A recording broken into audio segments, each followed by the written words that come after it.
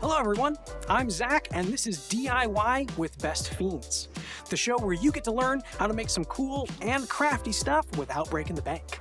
These will make great gifts for all occasions, and it's a fiend-tastic way to enhance your Best Fiends experience.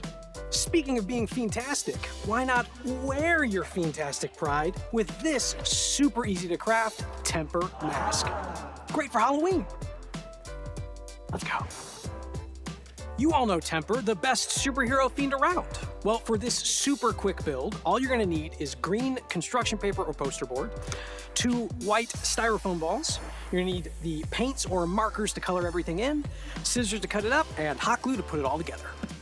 First off, you have to cut out the main pattern of the mask, and you can find all of the links for the patterns in the description below.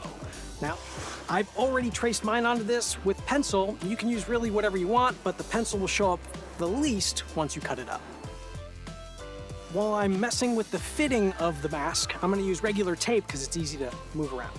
You will also fold down the top flap over the back tabs like this. Once you fit it correctly, use hot glue to seal it in place. Next, you cut out the eyebrow patterns and hot glue them together, creating the classic Temper look. Taking your markers or paint, now you draw the eyes on the styrofoam balls, including Temper's eyelids. And you gotta make sure you do it twice, because Temper has 2 eyeballs. Next, you hot glue the eyebrows on top of the eyes. After that, you hot glue the eyes to the main mask. Finally, cut out the bandana knot pattern and draw the details. Glue it to the back of the mask, and you're done.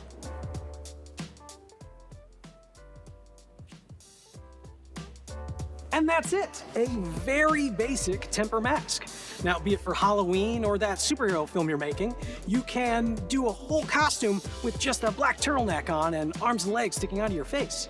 Or you'll think of something wildly original.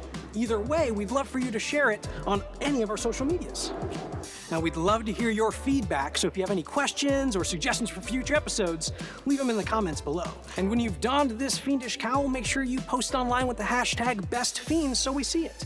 We're going to be back soon with many more crafty concoctions, so make sure you're up to date with your likes and your subs and your notifications. And, well, that's it for this episode. I'm Zach. Thanks for stopping by.